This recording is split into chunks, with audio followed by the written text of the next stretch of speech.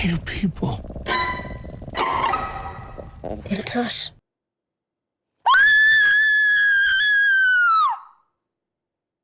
Are you ready to be scared? I'm Femi OK, and you're in the stream.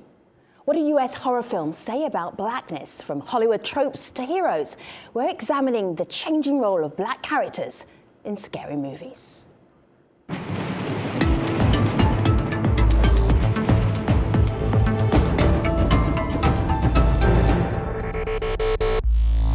For fans of fright, South by Southwest is the place to be. That is where two scary movies, Us and Little Monsters, premiered this week.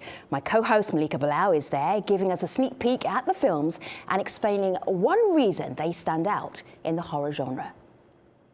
I'm standing outside the Paramount Theater here in Austin, Texas, where we're at the premiere of the new film Us from director Jordan Peele of Get Out fame. You might remember that film, a psychological horror film from not too long ago.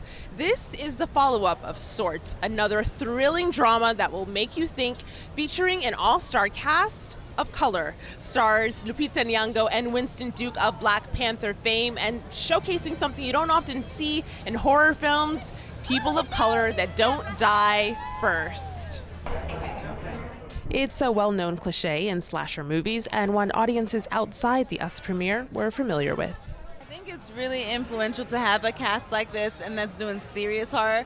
The last film that I had a cast like this was Scary Movie, of course the Wayans brothers, and they did a phenomenal job of making fun of how horror movies basically kill off all the African American leads or even supporting actors, but in this film, everyone was strong. Well, as a person of color, I think it's very encouraging. I think it's really fantastic. Like someone like Jordan is getting a chance to tell the story of his people. And from my own perspective as an Arab American, it just makes me wish that someone like Rami Malek or more Arab American actors would be just as visible. And to me, it's inspiring to know that there could be, at some point, some time and place for us to tell our stories. Viewers were careful not to divulge any spoilers, but described the film as one that makes you think. Yeah, I don't think it's insignificant who survives. I think that's part of his statement. Yeah, I mean, it's, when they were doing the QA at the end, it's just like, wow, that's an amazing cast, like seeing them all up there. And yeah, I just think, there's so many shows on Netflix with more diverse casts, and it's not a big deal to most of us, and it's, it's time to see different people doing things that they would be doing, Not that this is what people are doing. I hope right, not. Hope not. I really hope not. I hope this never happens. For actress Lupita Nyong'o, Us is only one of the horror films screening at South by Southwest that she stars in this year.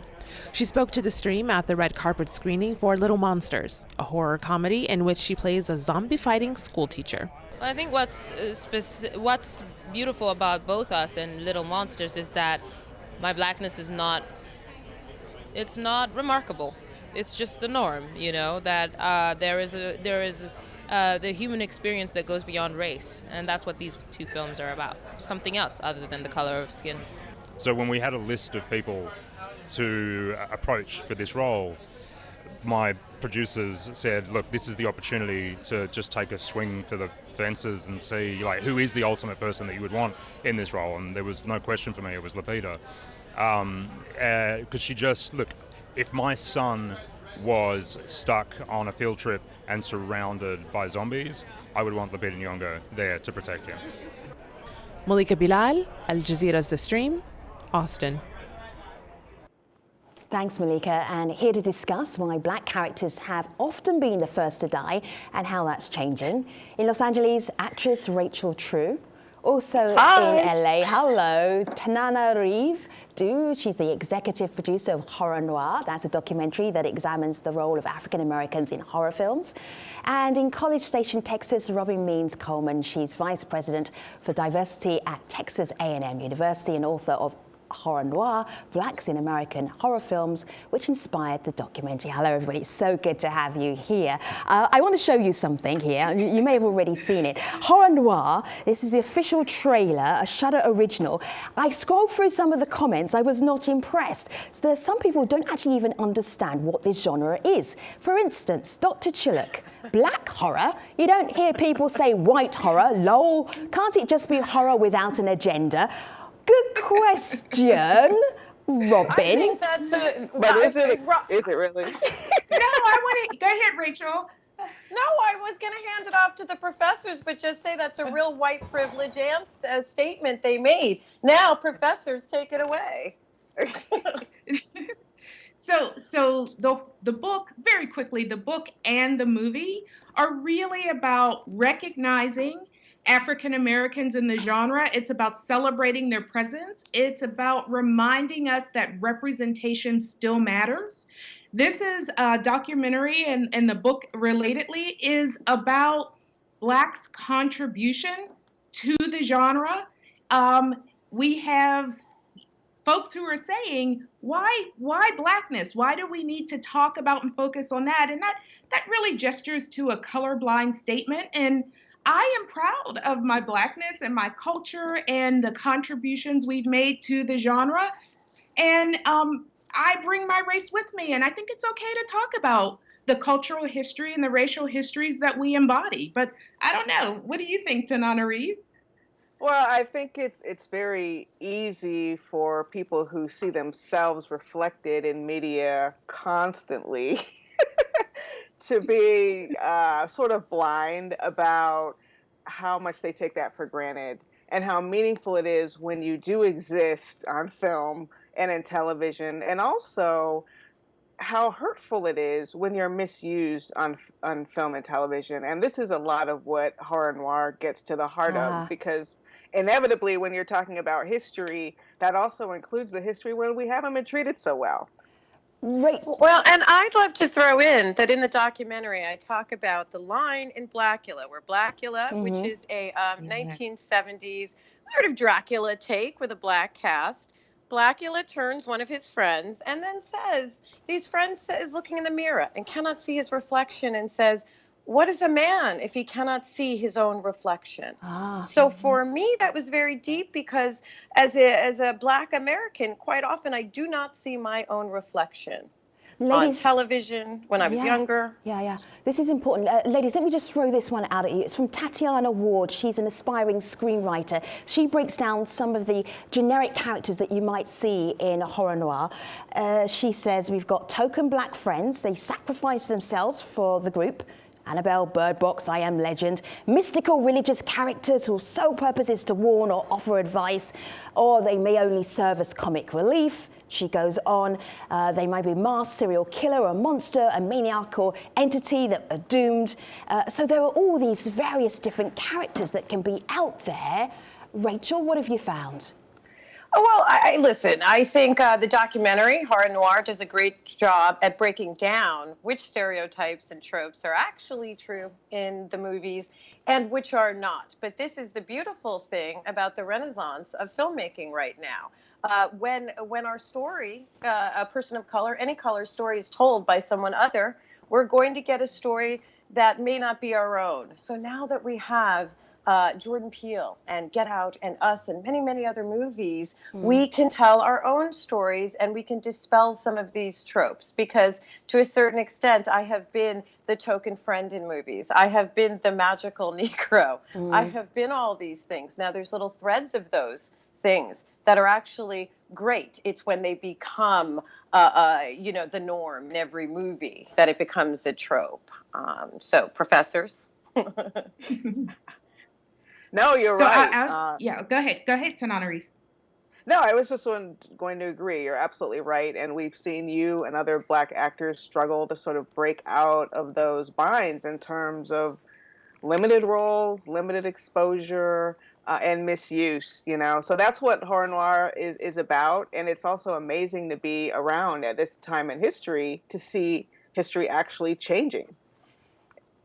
And the other thing I want to add is that actors and performers, to a certain extent, we take the jobs we can get. And if you are a Black actor in 1950 and you have to play a house servant next to a zombified Haitian guy with white glass eyes, you are, to a certain extent, bending your own self, but you are also pushing things forward. So it is an interesting position to be in, knowing you are furthering a trope, and yet if you didn't do it, there would be zero representation. Okay, so ladies, let me introduce you to Cliff Notes He's a writer and a musician, and he talks about what it is that horror noir can bring to the genre of filmmaking. Have a look.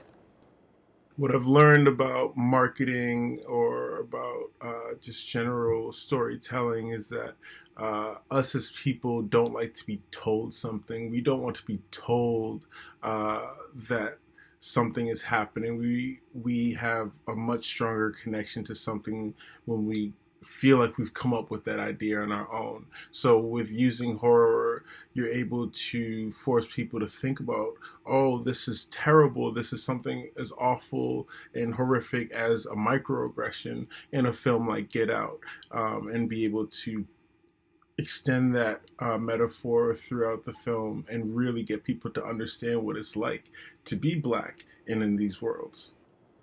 So this idea that Black film can teach us something about the Black experience, can you take us a little bit further with that, Tanana? Well, horror is the perfect genre to try to encapsulate. It's certainly the African American experience, and really the African experience around the diaspora, in places where we were brought involuntarily and places where we're not treated well. My late mother, Patricia Stevens Dew, was a civil rights activist and introduced me to horror, I think, in part because she experienced the trauma of state violence as a civil rights activist in the 1960s. She had tear gas thrown at her and had sensitivity to light for the rest of her life. So this is very real trauma. And I think my mother and a lot of our mothers, frankly, and fathers, learned to see their horrors on film even when they weren't Black. Dracula could be the monster, but it helps you extract some of that trauma, face it, and maybe even overcome it, but certainly learn how to maybe survive better against it.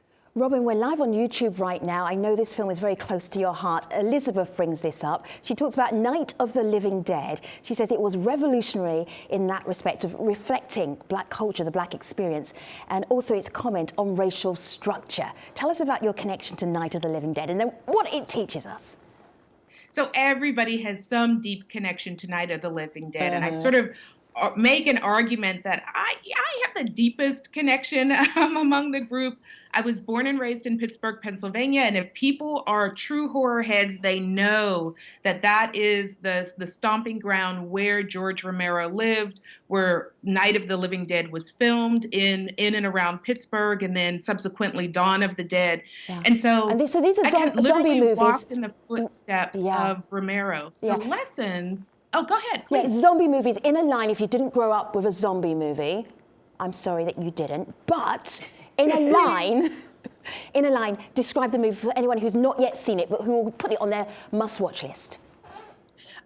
In short, there's a zombie apocalypse, and that's actually, for me, the least interesting part of the movie because it's what happens. It's a struggle over histories and experiences and human conditions as a group of survivors assemble in a cabin. And you see in this sort of late 60s, 1968 setting, how people are negotiating race and gender and class and power and hierarchies, and there are children in this space and all of that as they're simultaneously confronted with death.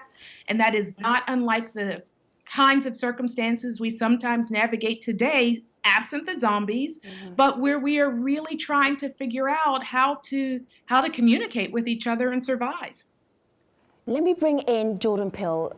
He's a writer, he's a director, he's director of the famous film Get Out, award-winning director, and he talks in this documentary, Horror Noire, about what he was trying to do when he made that film Get Out, in terms of who he was making the film for. Have a look. I felt like I want to make the movie that's answering every disappointed Black person that goes to a theater and watches, a white protagonist make dumb decisions. No, don't do that. And that sense of marginalization, that sense of, can we just, if there was a brother in here, that would never happen. That would never happen. If there was a sister, would never let this, she would be out of the house. Tanana and ladies, in these current crop of films, How are they unpacking the Black experience? What are you seeing there that maybe you didn't see in films from the 60s and the 70s and the 80s that you're seeing now? Oh, there's just so much, pitching in Hollywood even 5, 10 years ago, you would get a blank face when you talk about Black horror, or people only could think about sort of those stereotypical tropes that we've talked about, First to Die, Spiritual Guide. Now we have Black creators like Jordan Peele actually telling our story and our history through allegory on the screen, whether it's directly about race, as in Get Out, or about existence and just existing in us, how revolutionary it is just to have Black skin on screen that isn't meant to serve a white community, but is just now the collective we. This is the character as we as Black people. I'm sure people around the world understand if you love Hollywood, you have to love people who don't look like you, right? That's what Hollywood is. But now we're starting to see more faces and more voices in those horror stories. Let me just bring this to you. Can I also say, hopefully, since we're live, you have a three-way shot. I think the most amazing thing about what's happening in the horror genre right now is what you see on this screen. And that is Black woman magic. All three of us have contributed in significant ways to the genre. We're advancing the genre. We are represented in the genre. It looks like us for a change. And we will continue to star in and write about horror. And finally, women are taking center stage. And I'm so excited to be here with these two other women because this is the future and face of horror. Rachel, let me put this to you. Rachel, let me put this to you. This is from England Simpson, and she says, she echoes this. She is a filmmaker. She says, being a Black woman in horror is so important to me. My goal is to ensure that women who look like me are included, represented, and featured in lead roles within my beloved genre. Go ahead, Rachel. Well, going back to that Blackula quote, who are we if we cannot see our own reflection, right? And I mean all different shades and colors of us, not just me, everybody. And horror movies have always been a parallel for what's happening in the world, right? We take superheroes became big after 9/11. Isn't that interesting, right? So now we have movies like The Purge, right? Literally paralleling what is happening in our America today. So I am thrilled to be sitting here with these strong women and creating something because I wonder, I haven't seen Jordan Peele's, I haven't seen Us at all. I don't know what it's about, but my wonder is if the other movie was about the white gaze on us, is this movie about our own self-hatred? Yes. I don't know. I'm not saying that's what it is, but I'm curious about all these ideas because that is what a movie can do, is show us our own stories, whether it's horror or an action movie or whatever. But I think horror actually has more storytelling in it these days than some of the big tentpole movies. Robin, you mentioned the resurgence of women, Black women in filmmaking, particularly in horror as well. I want to show a little clip to our audience of a film that's coming up starring Octavia Spencer. Warning, it's scary. How does it feel to be on the outside looking in? Let's get this party turned up. Why are you doing this? This is the most fun I've had in a long time.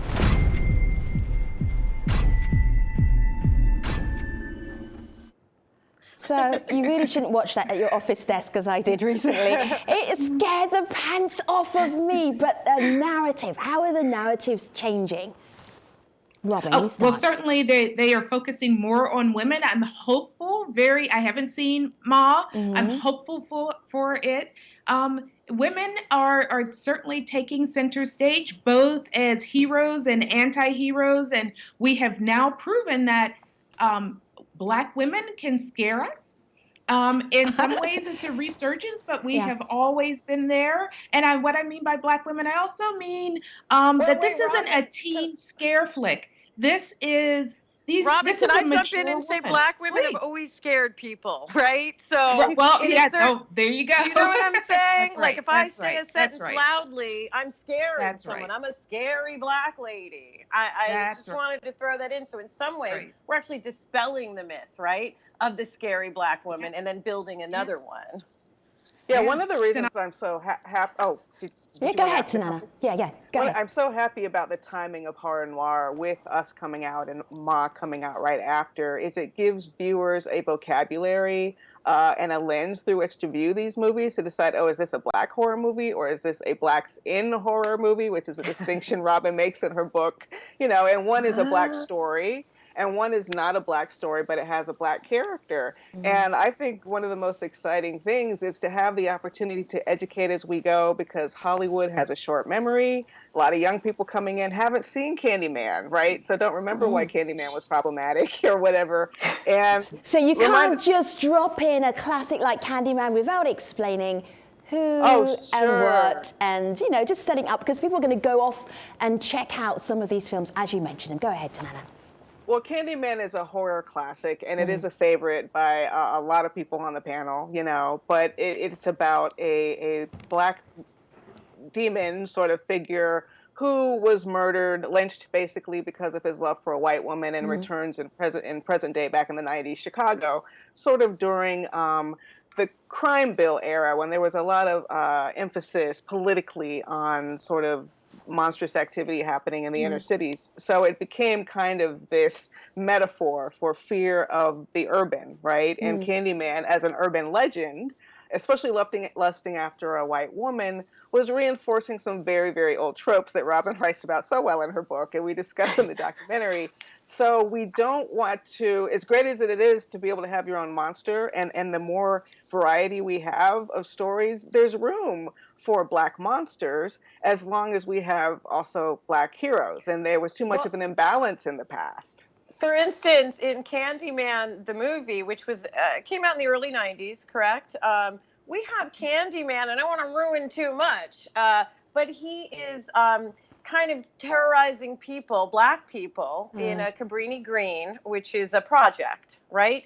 So there's something interesting to me about that. I didn't really think about when I saw it, but why would Candyman, a black man, be torturing other black people?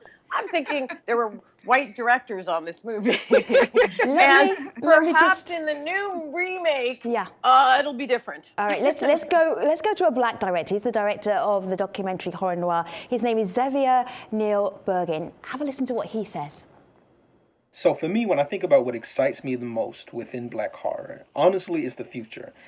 It's just the idea of seeing people like Jordan Peele with Get Out and Us, or Gerard McMurray with The First Purge, making their films within black horror unfettered and with support. What I'm hoping for more than anything else is that going forward, we're going to see more Gerard McMurrays, we're going to see more Jordan Peeles, we're going to see more black folks making black films within the horror genre, and doing it in a way that feels authentic and honest to themselves. And I think that's a huge thing that's so important, and we need to see more of that going forward. Guess what are you excited about in terms of films that people should be going to see right now that really sums up the context of black experience, but in a horror movie film? It can be something new, it can be something old. Give us a tip. Can I throw back to the old? Yeah, of course, absolutely, love that. So what I love about the documentary and the book very quickly is that it gives you almost a full history of blacks in horror films. And so even though there's great energy and we're feeling energized about Get Out and Us and Ma, the point is that blacks have been in horror films since the 1890s. We're right at the end of our program. Give us one name.